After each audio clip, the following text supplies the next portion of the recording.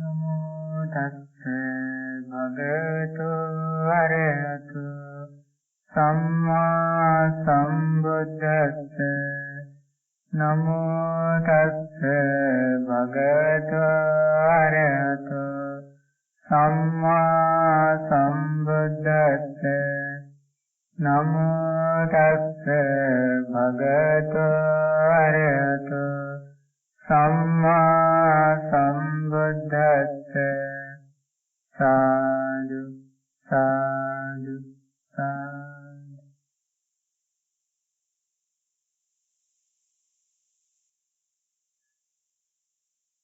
So, up to now, we have been discussing very important key factors of the teachings of the Buddha, especially about the we discuss about a special factor. That factor should be cultivated in our lives with the help of the teachings of the Buddha. Can you remember about that factor? We discuss always, that means having heard the teachings of the Buddha, then there is a task to be done with the follower's life. What is that factor? Sorry? Yes. Through the confidence. First of all, we discussed that the main factor, the fundamental factor is the confidence about the teacher. And having established on that confidence, then step by step we must try to understand that those teachings of the Buddha to apply to our own life. So, there is a key factor to get the help to apply the teachings of the Buddha to our own life. What is that key factor? It's called, yes, having established on faith, then what is that factor to apply that teachings to our own life? That's the thing. Wise consideration. Yoniso manasikara. That means, when you listen to that Dhamma, then you have to take that Dhamma into your mind. Otherwise, you will not be able to investigate that Dhamma. Isn't it? Yes. So, then actually this is a great opportunity to follow the Buddha's teachings and to escape from suffering and the endless cycle of birth and death. So, basically, when we are learning these teachings of Buddha and listening to Dhamma and associating the noble friends, these all things, there should be only one target. What is that target?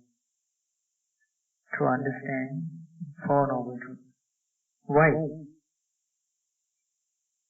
It was the same target that Buddha has, that target, same target. Having understood the Four Noble Truths, yes, show what is the path to others also to escape from samsara as a result of understanding Four Noble Truths. So then,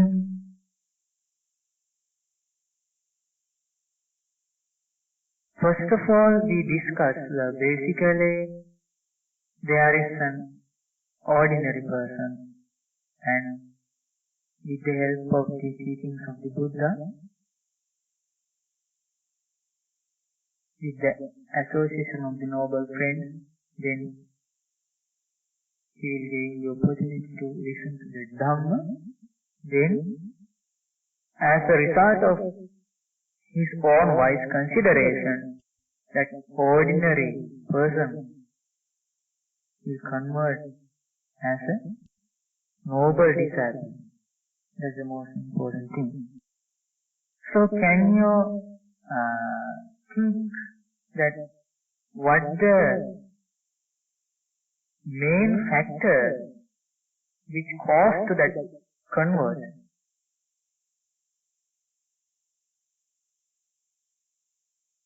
Because of what? I mean about that his changing of his life as a noble disciple, wise consideration. That is the factor. Can you understand? Yes. So, in the Buddha's teachings, Buddha explained this as the Dhamma Chakku. That means, now we have the biological eyes, no? Physical eyes. Buddha explained, we can see a limited, field through this physical eye. But there should be an important eye to understand reality. That eye is called Dhamma Chakku, the eye of Dhamma. Can you understand? So, step by step, when we are learning that Dhamma, then we will be able to see or notice the world through that eye of Dhamma. Can you understand? The meaning of it. Now, as an ordinary person, in our whole life, there is a concept we discuss in detail about those things. That means Sakkaya Ditthi. That means the identity view. That means there is there's permanent here and self here and something like that. No? It's a deluded view, as Buddha understood. So then the meaning of this seeing with that eye of Dhamma means without those deluded vision, without delusion, then one will be able to see the things as they actually are. What is the meaning of this?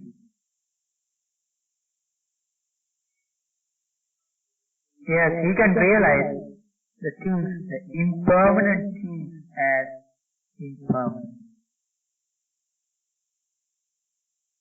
That's the most important thing. Why the Buddha's main, in the teachings of the Buddha, the main purpose or there is a main theory, that means Yankinchi Samudaya Dhamma. That means if there are some conditioned things in the world, they were arisen because of results. Sabbantang Nirodha Dhamman. They will be ceased with the cessation of those causes. The simple meaning of that theory is impermanent.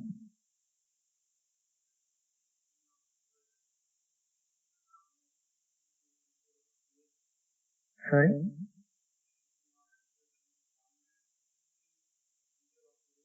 No, yes. So how to call that one? Okay, teaching. That means in the teaching there is a special phenomena. That phenomena is called that Yankinchi Samudaya Dhamma Sabbantang Nirodha Dhamma. If there are some causes to be arisen, some factors, then with the cessation of those causes, that effects will be ceased. So, as the stream entrant, the first stage of the developing wisdom is the stream entrant.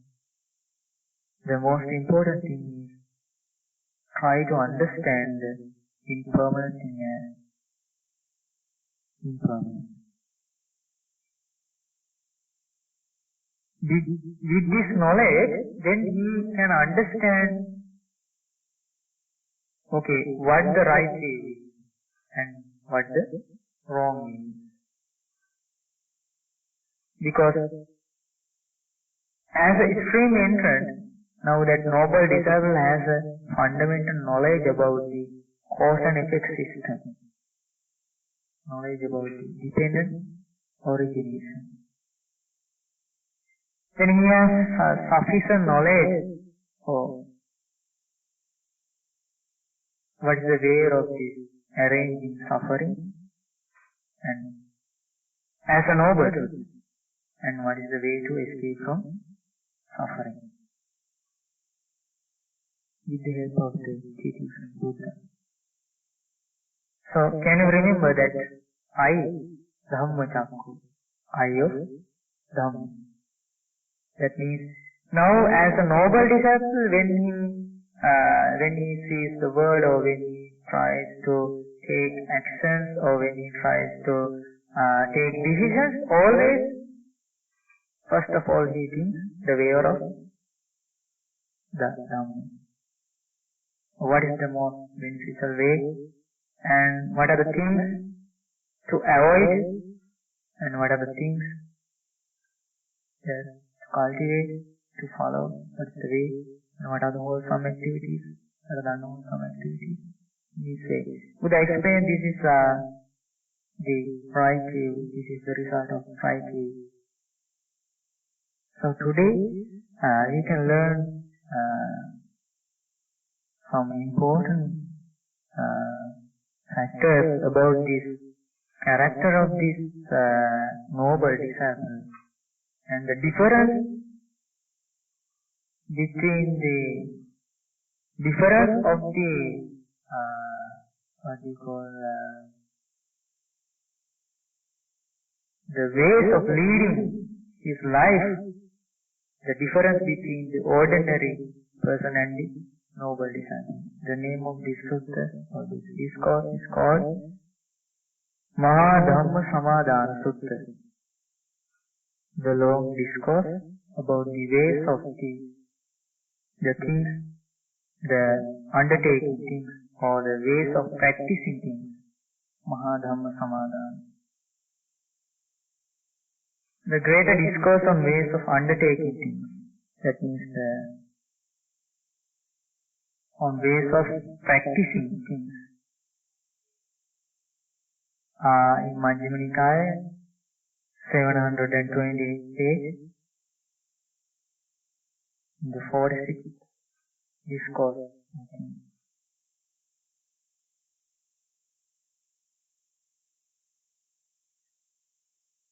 So now, at the beginning I mentioned that the key factor to the convert that as a noble disciple from his ordinary life, what is that key factor? That factor is wise consideration. So always this wise consideration is establishing in his life through the Dhamma. Can you understand? So here most important thing is the listening to Dhamma. If someone listens to Dhamma step by step, then it will help to develop his what? Wisdom or wise consideration. That's the most important thing. So otherwise, how do we know what is the thing to think about this one, and what is the correct thing in this case, and how should I face to this incident? So always Buddha explains this knowledge of this Dhamma as the store of weapon. Store of weapon. Why? Always the enemies, they are ready to fight with us. Who are the enemies? Yes, defilement, greed, hatred and delusion, and the will and jealousy, and the desire to the sensual pleasures and the restlessness of mind and doubt, these are the enemies. So, always they are ready to fight with us. So, if you haven't the ability to face to those enemies, then we will fail from our life. So, Buddha explains this knowledge of Dhamma as a store of weapons. Why? If you have good weapons, yes, that's the thing. We can fight with that enemy. And we can get an assurance to our life. Otherwise, actually, the ill will or the aversion, if there are those defilements in our mind, perhaps maybe that those defilements will accompany us to bad words. So very clearly Buddha mentioned these things. The difference between the ordinary life and the noble disciple's life, Buddha explains with the simile. Yeah, Buddha asked a question. Now there are okay, let's suppose like this. If we take a lump of salt, okay, then we put it into a glass of water. What will happen to that glass of water? Yes, at once it will become salt and taste will be salt. Then Buddha asked, what will happen that the same kind of that lump of salt, if we put into a river, what will happen? Yes, that's the thing. It's a normal thing to that river. Buddha explains, if someone is an ordinary person, if he does a very, very little evil thing or unwholesome activity through his body and speech or mind, then it will be a cause to be reborn in hell or in the animal world, ghost world. Why is it? Because he is in the possession of the ordinary life. But Buddha explains, if someone is trying to follow the Noble Eightfold Path with the developing morality and concentration and wisdom, then he is a developed mind person. Always he is leading his life with a developed mind. And he has landmarks in his life. We discussed those things, can you remember? So, it's a great assurance to his life. So here in this Sutta, Buddha explains, in those periods Buddha was staying at Savatthi in Jeta's Grove, Anathapindika's monastery. Then Buddha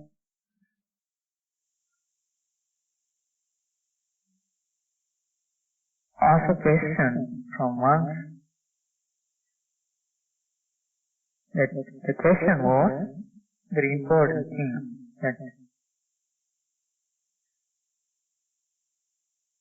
Buddha explains that most of the beings in this world, especially the human beings, they have a desire like this, evam kama, evam chanda, evam adipaya. That means they have a desire or liking or a determination like this. What is that determination or desire? Ahovat anitta akanta amanapa dhamma parihayi. The meaning of it. Buddha explains, if only unwished for and undesired and disagreeable things would diminish, and wished for, agreeable things agreeable and likable and desirable things will increase. They have a desire like this in their life. Isn't there such a desire in our life? In your own life, there is a desire like that. What is that desire?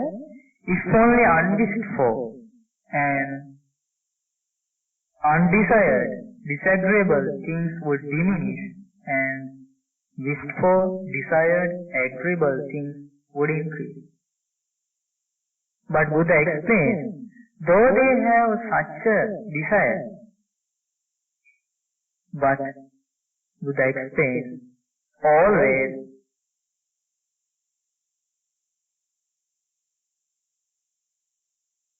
unwished for, undesired and disagreeable things increase. And the wished for and desired and agreeable things diminish or vanish. Then Buddha asked, now monks, Tatra tumye bhikkhave tang hetu pacchoti. That means, oh monks, now how do you think that, what the reason is for this case? Can you understand? So then Buddha asked, what do you think is the reason for this case? Though they are expecting the satisfaction through their life, but they can't get that satisfaction. So what is the reason for this? Did you think about this? We also are struggling with this satisfaction and dissatisfaction, isn't it? Yes. We do not like to experience the dissatisfaction in our life. But though we think so, though we wish in this way, we can't get it so, isn't it? So Buddha explains here in this sutta the reason for all these matters. Then Buddha explains, can you remember, Buddha asked a question from monks, no? So monks, do you know the reason for this case? Then monks answered to Buddha, Bhagavan Mūlakāno Bhante Dhamma. That's very important. The nature of a follower. Bhagavan Mūlakāno Bhante Dhamma. That means, Bhante, our teachings are rooted in the Blessed One.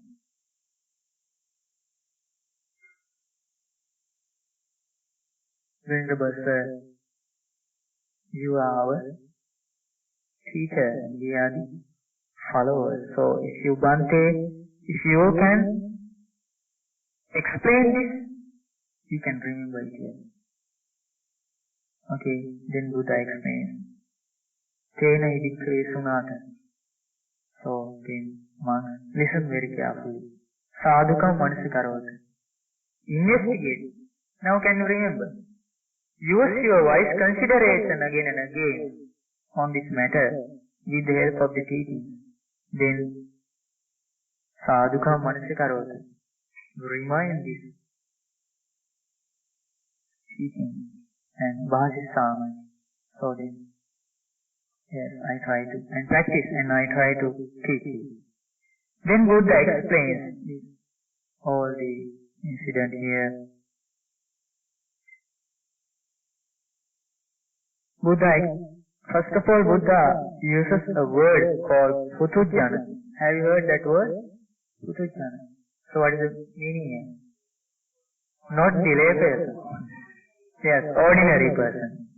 Now Buddha explains the nature of that, of the life of that ordinary person. Okay? Ariana Madasa. Now, do you know the danger of the ordinary person? These things we have discussed in detail. The ordinary of the ordinary person, ordinary life. Yes, and they are with the possibility to be reborn in them. Yes, in a bad world. That's the reason. That's the danger of the ordinary life. So Buddha explains here, it's very important to know the nature of the ordinary life. Why? Then we can understand ourselves. Oh, who am I? And what should I do now? These things, isn't it? Yes. Buddha explains the nature of the life of the Putujjana or the ordinary person. Ariyanam adasthāya. Yes, that means, does not see means? Now let's suppose Devadatta, he could see Buddha, and noble ones, and he associates the Arahant. But he was here a noble disciple or an ordinary person? Yes, that's the thing. He was reborn in the hell. Here, the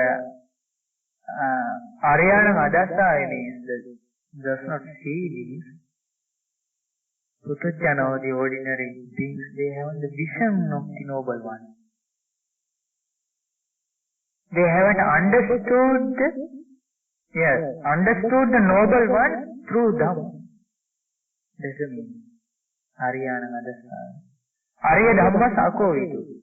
They are not skilled in that teaching. That means they are not. Then next quality Buddha explained that one. Arya Dhamme avinito.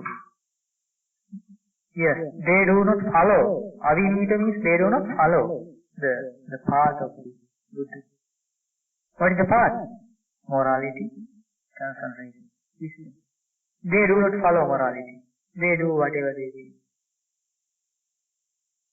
It doesn't matter. Sorry? Yes. Noble Eightfold Path. That's the path to follow, no? So, it doesn't matter that to the ordinary beings, it doesn't matter whatever it is. It's harmful to others, it doesn't matter. He does that one. Why? He doesn't follow morality. In his life there is such a thing, all morality, concentration, wisdom. And in this way Buddha explains Asutato Putujjana. That means that ordinary beings. Then this is the reason to that case. Can you remember that case? Yes, always though they like to experience the agreeable things and likable things and wish for, but they can't get like always the undesirable and unlikable and unagreeable things would increase. The reason for that ordinary being sevitabbe dhamme na janati. He doesn't know the things that should be cultivated. Asevitabbe dhamme na janati. He doesn't know the things that should not be cultivated. Bhajitabbe dhamme na janati. He doesn't know the things that should be followed. Abhajitabbe dhamme na janati. He doesn't know the things that should not be followed. Buddha explains. So, because of this, then sevitabbe dhamme ajanantu. That means not knowing the things that should be cultivated and not knowing the things that should not be cultivated and not knowing the things that should be followed and not knowing the things that should not be followed. What does he do?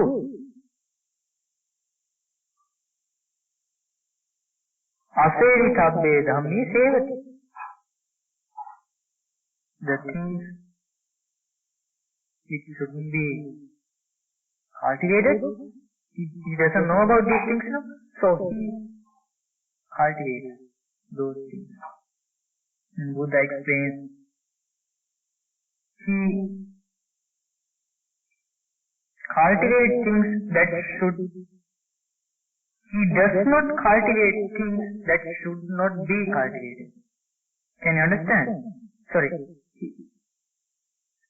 So not knowing these things, what the things to be cultivated and to be followed, so he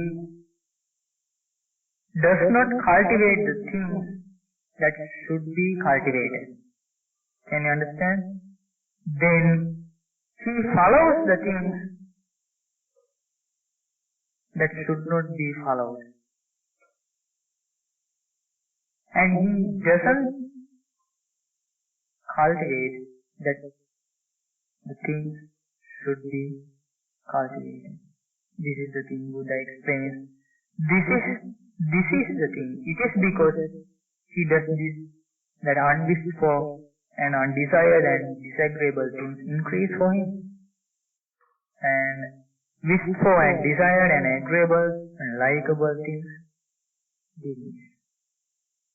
Then he will be able to experience the happiness or pleasure in this life.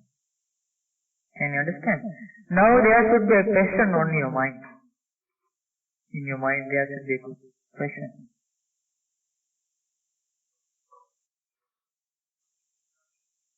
Yes, that's the question. And how to identify the things?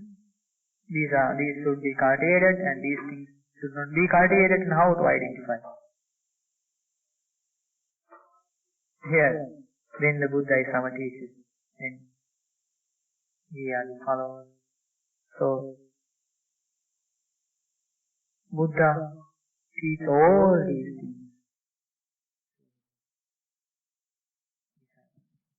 That's why we are really lucky.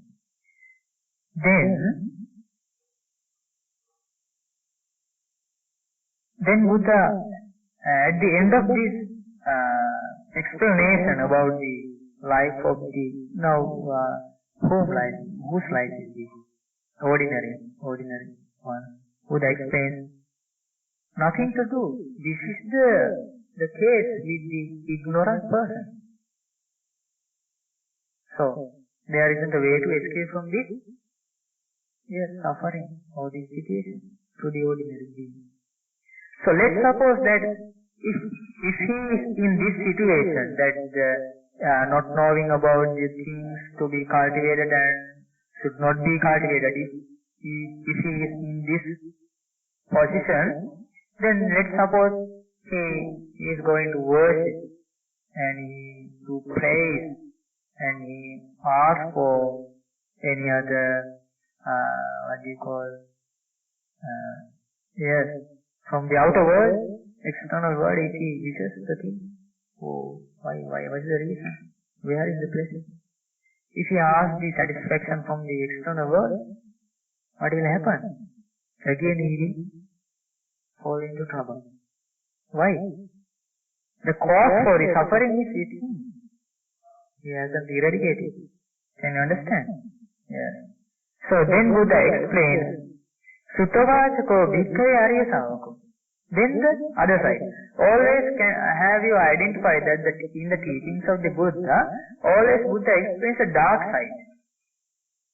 Have you noticed that one? Yes. Then Buddha explains the bright side. Suttava arya sāvako. The noble disciple.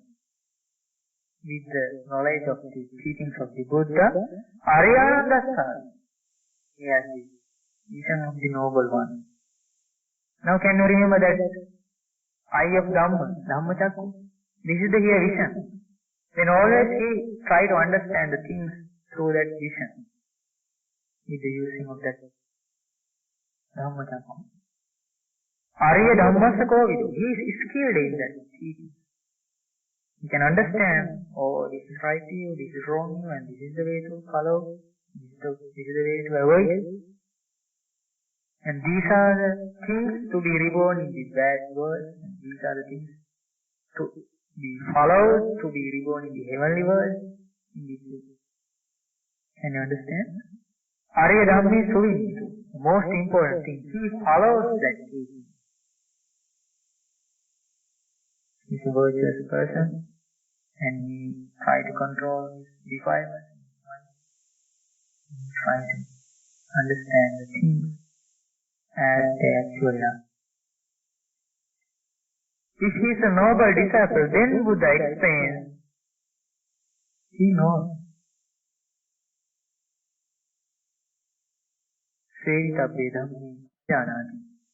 He knows the things that should be cultivated. Not only the things to be cultivated, but also he knows the things should not be cultivated. And because of this, he cultivates, or he follows the things that should be cultivated, and he avoids from the things that should not be cultivated. Buddha explains, because of this, for the noble disciple, then unwished for and undesired and disagreeable things diminish for him. For whom? For the noble disciple. Very interesting. Why? The Buddha's words are not simple words. Those words are the true words in this world, isn't it? So definitely, it's a very important to our life. Buddha explains, so then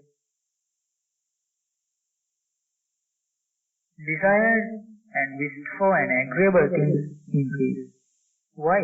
Why is that, Buddha? Question, why is that? That is what happens to one who sees. That is what happens to one that he has the vision of the deity, that he has the eye of Dhamma. Can you understand? It is a phenomenon again. Now, we were discussing about the initial part of the discourse. Is it clear to you? That means about the ordinary life and the noble disciple's life. And because he knows the things should be cultivated and should not be cultivated, then the wished for and agreeable and desired things increase for his life. For whose life? To the noble disciple's life. Those things will increase, and the undesirable things and the disagreeable things and unwished for things would diminish. Okay? Then Buddha explains, there are 4 ways of practicing or undertaking things. The first one is there is a way of undertaking things that is painful now. In the present, it is painful. That way of practicing is painful in the present, but ripen in the future as pain. In the present, that is painful, and in the future also, it ripens as pain. This is the first one. Can you understand? Okay, then Buddha explains these things, then very easily we can understand. Okay, this is not a difficult discourse. Then the second one, Buddha explains, there is a way of undertaking things that is pleasant now. The first one is painful, and the second one is pleasant now and ripens in the future as pain. Third one, there is a way of undertaking things that is painful now at the present and ripen in the future as pleasure. Third one. Okay?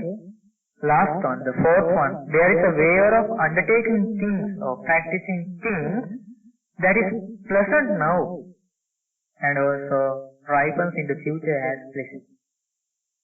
Can you understand? These are the 4 kinds of ways undertaking things, practicing things. Now, the most important thing, very interesting thing is, though there are number of beings or human beings in this world, definitely, each of those persons will follow one of these ways.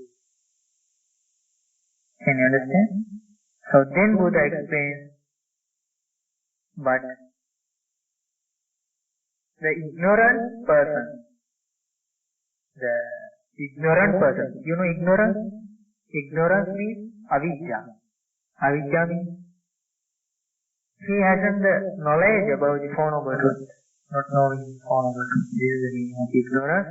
So this ignorant person, not knowing this way of undertaking things, the first category or the first way, he doesn't know about this first way. What is the first one? Painful now. Yes, in the future it rises as pain. So he doesn't know about this way. So what does he do? Yes. So the ignorant person, he cultivates it and does not avoid it. Why? He doesn't know about it. But the result will come to his life. Yes. When it ripens, yes, he'll experience a lot of pain, suffering. This is the reason. Now Buddha proves. Okay? Buddha proves this is the reason because he does so. Unwished for and undesired and disagreeable things increase for him. And wished for, desired and agreeable things diminish.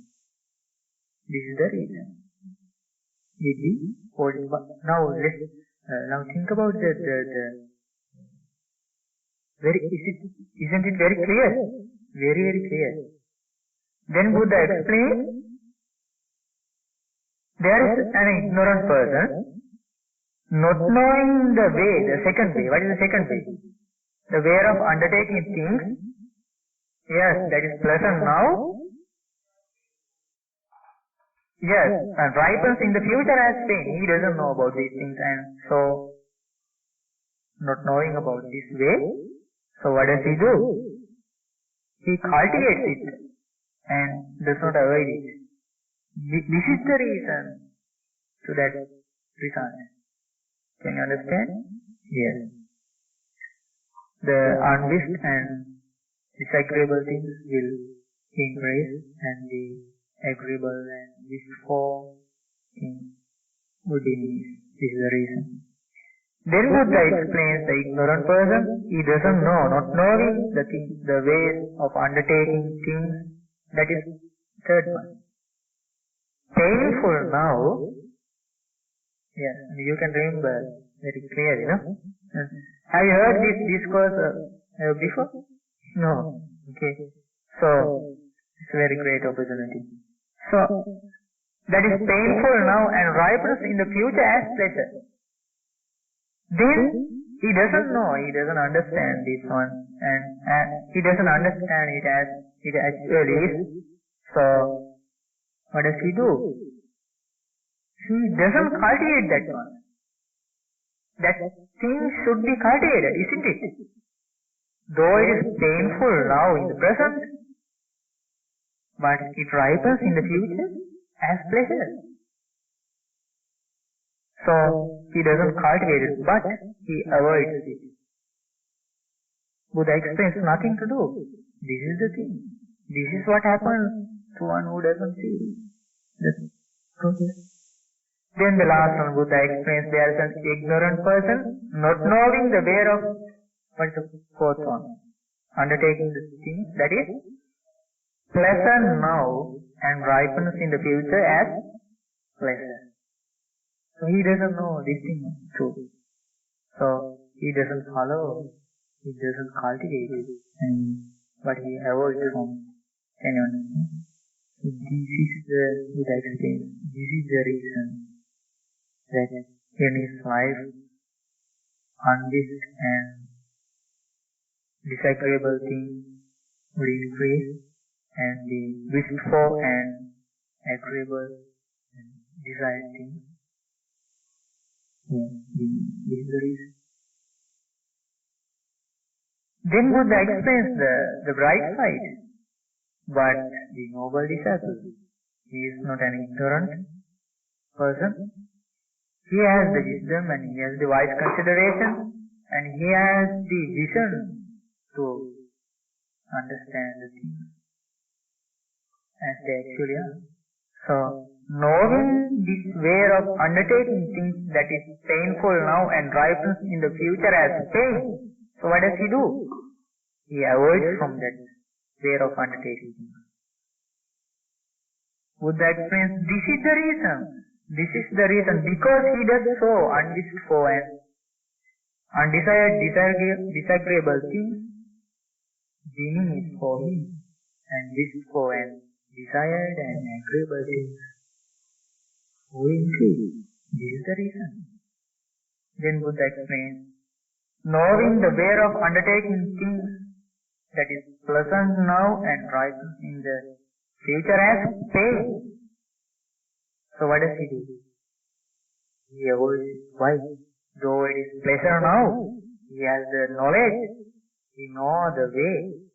He knows the way and he doesn't take decisions only thinking to a limited time period or permanent time period, impermanent thinking,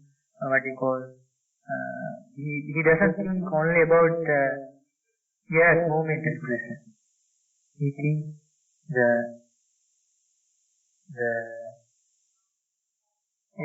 the long-term result because he has that eye.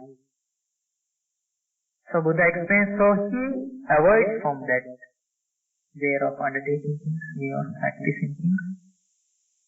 This is the reason that his life will convert into as a happy life.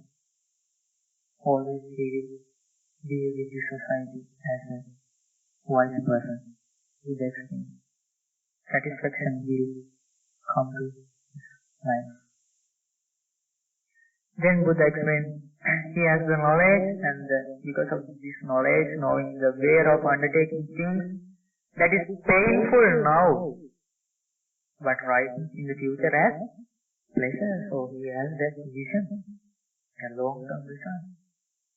Because of this knowledge, because he understands as it actually is, so he cultivates that one.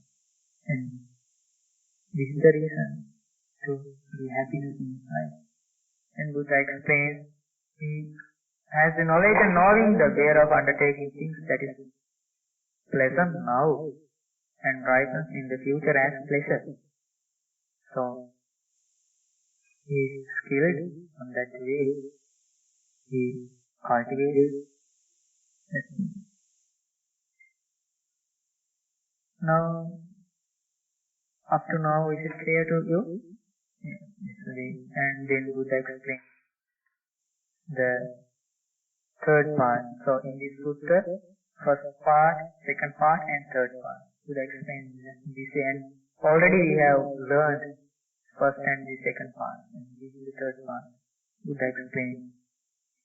Now there should be a question again, that same question. We haven't got the answers to that question, no? What are the ways? What are the ways to be cultivated or to be followed, no? Isn't it? So then Buddha explains what bhikkhus is the way of undertaking things that is painful now and ripens in the future as pain. This is very interesting. Buddha explains, there is a person in this case, he doesn't know this way of undertaking things that is painful now and ripens in the future as pain.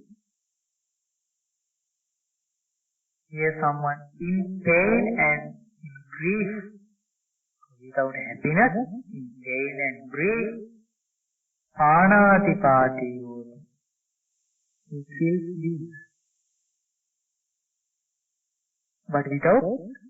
but with pain and grief. Can't you understand this one? Yes, there are such persons, no? They do not like to do that joke, or they do not like to do that one. But in pain and grief, they kill beings. Think about soldiers. They do not like to do, isn't it? They do not like. They regret about it. But they have to do according to the command, isn't it? So Buddha explains, but the result. And then, in pain and grief, he takes what is not given. He steals. Okay? Can you understand? He doesn't like, but nothing to do. Someone commands on him. So he does so.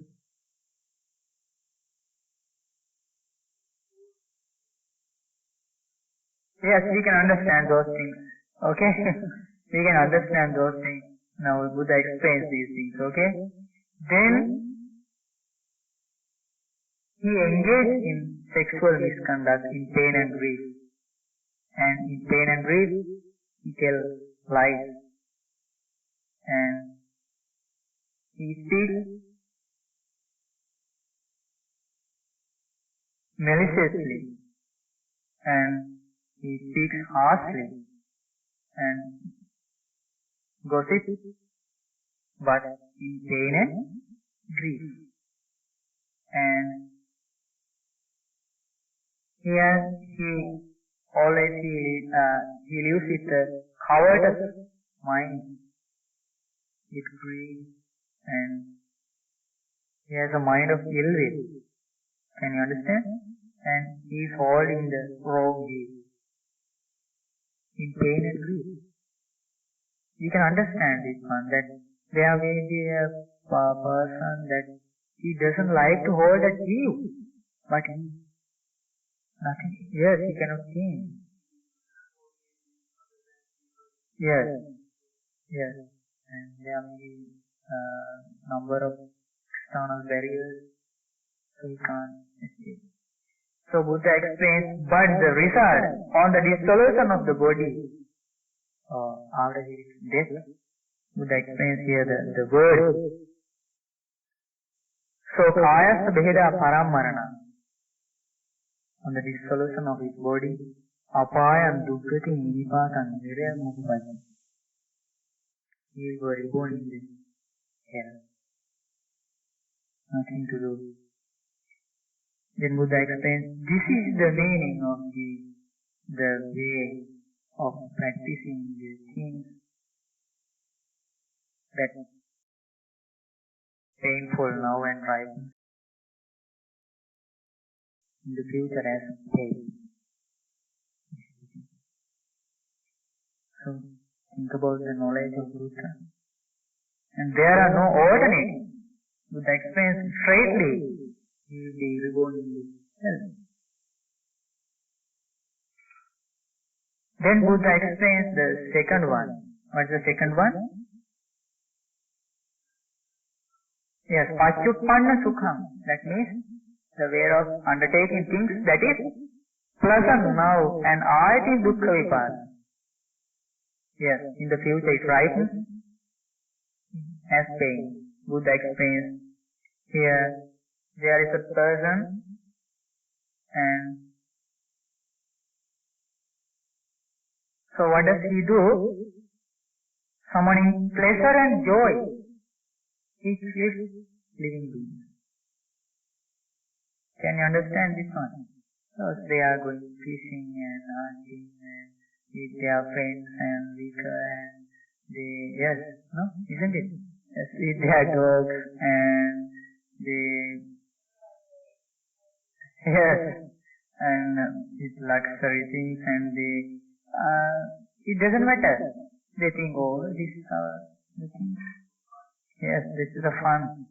So there is someone in pleasure and joy feels living being. And he has that pleasure and joy of doing that. And he steals others' properties with joy. Do you know that the robbers, they steal? Yes, the thieves, they steal others' things and they enjoy from that money, isn't it? Yes, they eat from the 5-star, but in this hotel. Yes, yes, yes. So you can remember a number of examples. So in this way, and Buddha explains, with pleasure and joy, he engaged in sexual misconduct. It doesn't matter. And he is very popular in the society. It doesn't matter. But in his depth of his life, there is an arranging of karma to be right in the future. Always from the bodily action, verbal action and mental action. He doesn't know about this. Why? He is an ignorant person. Can you remember the very beginning that I mentioned? So then, and with pleasure and joy, he tell lies. He tell lies, so it doesn't matter. He doesn't think about it. He tells whatever he thinks. Okay? Then he speaks malicious speech, and he tries to always, he enjoys of dividing people, with the destruction of the unity of the friends. He enjoys, and he tells to others proudly, oh, I did so, and I cheated them. Isn't it? Yes. So then then mental, in mind, they have greedy mind, covetousness. And because of this, he experiences a pleasure and joy. And how do you know about this? The next one. He has a mind of ill will, with pleasure and joy. How is it? And the thing is, he does something to others with the corrupted mind, and after that, he enjoys, oh, I did so. No, the thing is so. No, it's very, he experiences the pleasure and joy of that ill will. Can you remember? And let's suppose in the, when we work, about the next, regarding promotion, with a corrupted mind, then he will do some wrong thing, not to give that promotion, with the corrupted mind of ill will. Then he couldn't get that promotion, the other person. Then he will be very happy. Oh, I did well. Yes, that's why I was saying. Yes. Then he thinks, oh, I did well. My duty is okay. So what was there in the root, as a wholesome root, ill will. So he experienced the pleasure and joy of that ill will. Then the wrong will. With pleasure and joy, he holds the wrong will. Let's suppose like this. Now there is a person, he is holding a wrong view, okay? Then his friends ask him to, not to hold that wrong view, okay?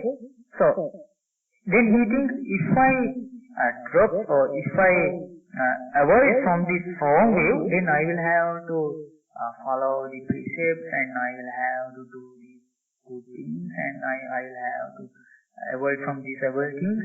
Then he compares. So let it be so. This wrong is good for me. Why? He wants the pleasure and joy. That's the thing. Yes, that's the thing. Okay, then it's like this. Now let's suppose our grandfathers and okay, something like that. Then if we advise to our grandfathers, okay, please grandfather don't take alcohol and don't drink.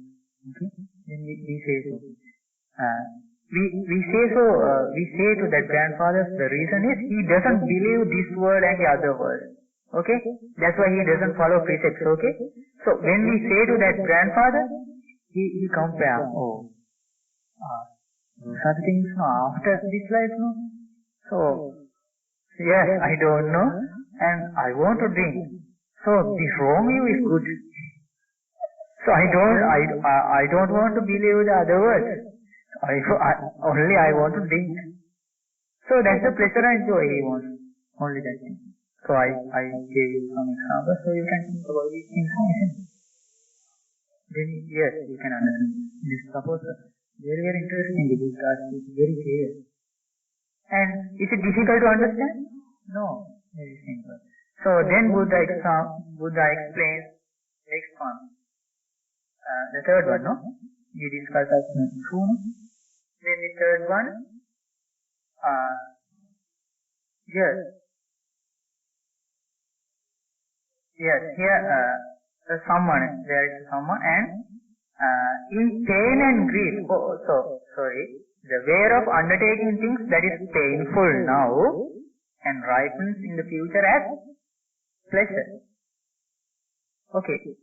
In the present it is painful. Okay. I couldn't mention the result of that case. The earlier one. Okay. Yes. Now he experienced the pleasure and joy in the present. But Buddha explains after the dissolution of body, after his death, he reappears in the state of deprivation in an unhappy destination, even in the hell. So let's suppose as he is asked that there is a poor person. Okay? So he thinks, I can earn a lot of money if I do this way. I can experience the pleasure and joy, so I can be a rich person. I have to steal. I have to lie and I have to cheat others. These are the things. Though he is poor in this life, if he does so, it doesn't matter in the present. Anyway, he will be reborn in the hell. That's the thing. Okay? So that's why Buddha explains, there is the wheel-turning monarch in the world. Okay? Very, very rarely appears. World wheel-turning monarch, Sakkavatiraj. But he hasn't the 5 factors in his life. That means the factors of the extreme entrance. He has an unshakable confidence on Buddha, an unshakable confidence on Dhamma, unshakable confidence on Sangha. Can you remember those factors we discussed that day? Yes. The factors of extreme entrance, unshakable confidence on triple gems, and the 5 precepts. Those are the 4 factors. So that wheel-turning monarch, he hasn't those 4 factors. Then Buddha explains, because of his achieving merit in this life, he will be reborn in the heavenly world. But at the end of his lifespan there, he will be reborn again as a dog.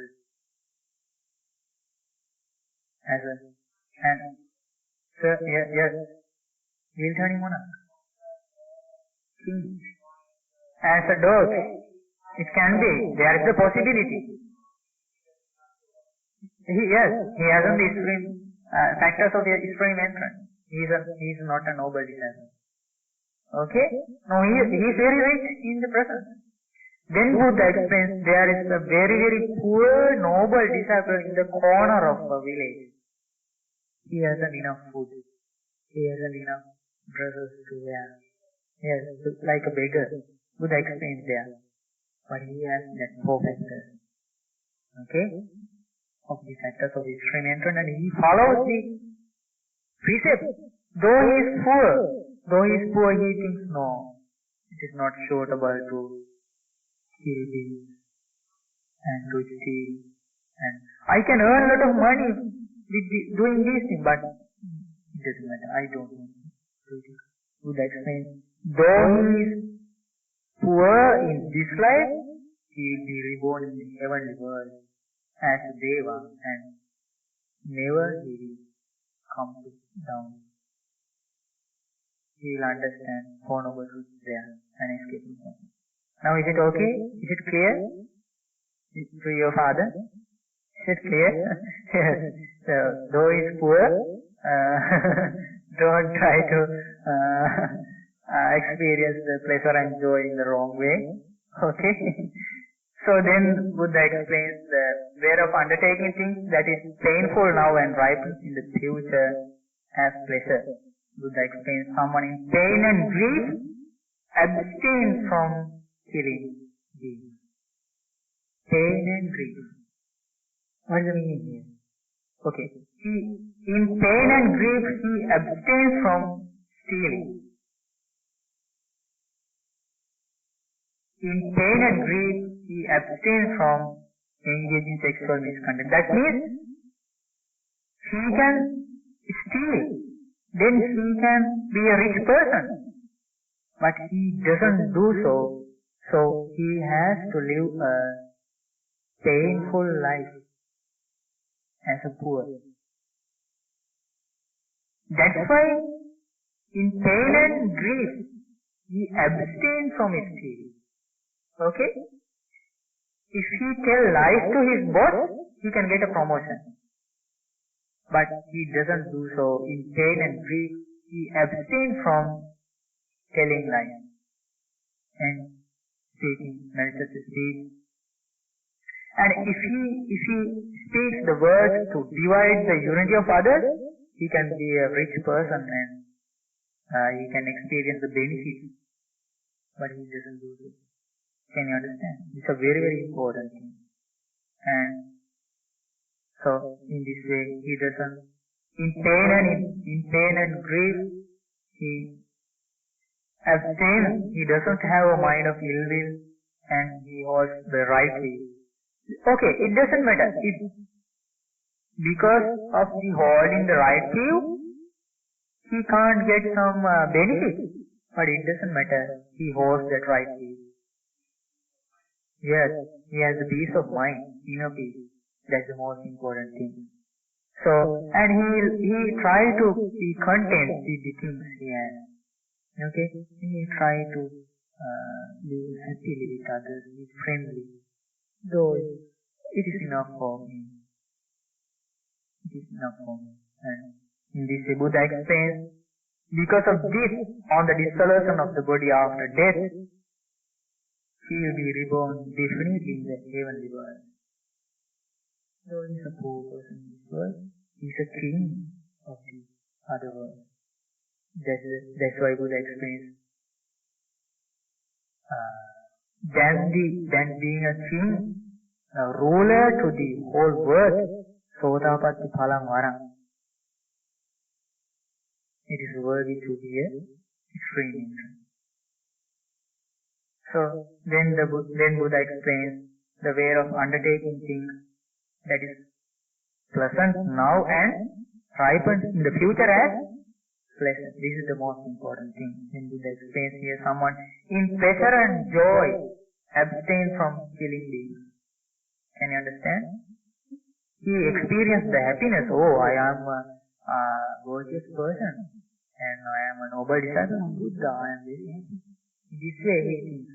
And in pleasure and joy he abstains from stealing and sexual misconduct and telling lies and malicious speech and gossip and the mind of ill will, covetousness, and he holds the right view with pleasure and joy. Okay? There are a number of people like this, isn't it? In Sri Lanka also, after the establishing the Mahādhammasamādāna monastery by our Lok Swami Nose, there are a number of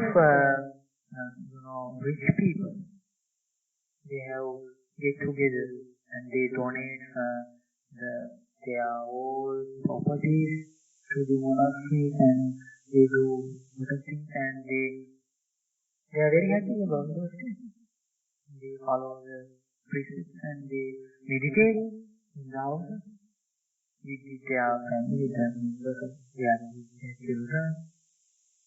very, very nice. They are stories. You can't say very nice stories in some occasions. So, in this way, Buddha explains, after the dissolution of his body after death, he will be reborn in the heavenly world. This is called the way of undertaking things. That is pleasure and now. Pleasant now and ripeness in the future as present. So what is the way you like to select? Last one. That's the most important thing. That intention or aspiration should be cultivated in our mind. Oh, I should follow the last one. Very important. That's very good. So then Buddha explains at the end of this sutta, it's like this. Buddha explains, suppose there were a bitter gourd, okay, or suppose some drink mixed with poison. Mixed with poison. This is simile, okay? Then a man came and he wanted to live and not to die, and who wanted pleasure and he wants to be happy. Like us, no? Yes, like ourselves. So then that there is another community of people, and they told that person, oh, good man, come here, this bitter gourd is mixed with poison, drink it. And if you want, as you drink from it, it is very, very colorful, and it has a good smell and taste, and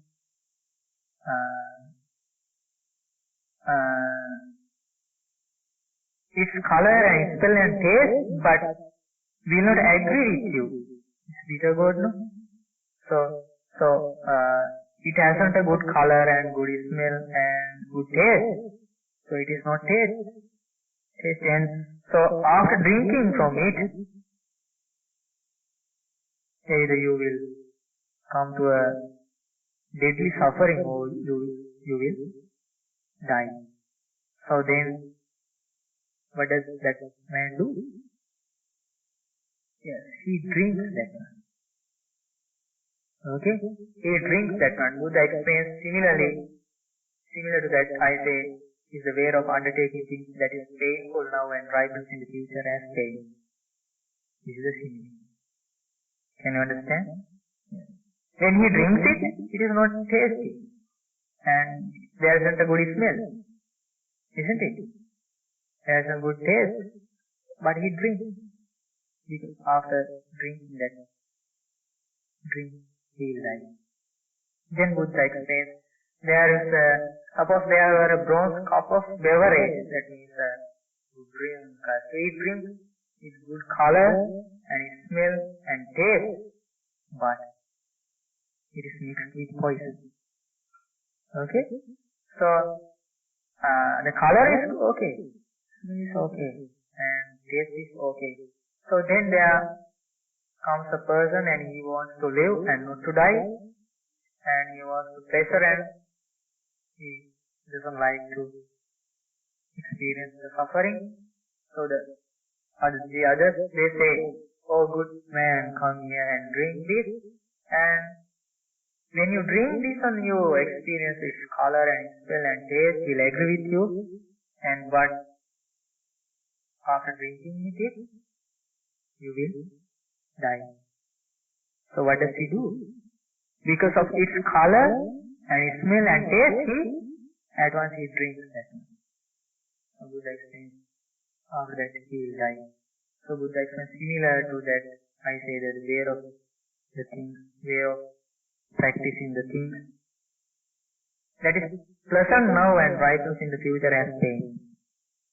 Can you understand? So he just thinks to experience the happiness in this momentary happiness to get that one. Yes, he thinks only that one. So he do the unwholesome activities. But in the future, he will have to suffer. Then Buddha explains, this very fermented urine, Poti Mutta Besach. Have you heard it? No. It's a medicine. That means to the monks, Buddha introduced that medicine, that if you have any kinds of illness, you can take this medicine. It is made with the urine of the cow and with the aralu, you know aralu? Yes, bitter tasting food is very, very hard to touch even in the tongue. Okay, but in our monastery, there that medicine, but here I don't know. Sorry? Urine of the cows. Okay? No. No, it's very, very important medicine. Okay? The doctor is our great teacher, no? So to the Buddha explains, if you use this medicine, it will help to eradicate the more painful suffering in the number of illnesses. Okay, Buddha explains. So it's very important. Without taking the other medicine, you can use that one. That's why Buddha explained that one. Yes. Okay, there is a method to prepare that one. Okay, special method. In Vinayapitaka, there's that method. Okay. Yes, tighten up and yes, it's okay.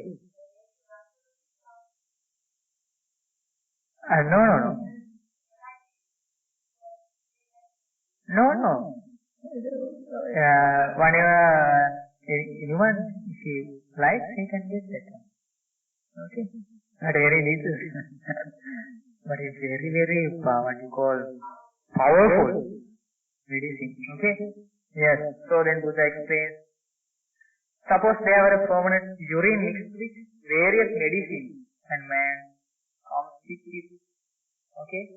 And they told, okay, there is this medicine of prepared with urine and mixed with various medicines to the bitter taste things. So if you want, you can drink this one, but when you are drinking, the color and smell and the taste will not agree with you. And there is good taste and smell and color. But after drinking it, then you will be well. Just think about this. Buddha explains this way. Then he drinks that one. Okay? Very, very hard to drink. But anyway he drinks. So similar to that, I say it's a way of undertaking things that is painful now. It's painful when he is drinking, and ripens in the future as pleasure. He will be well after he drinks that one.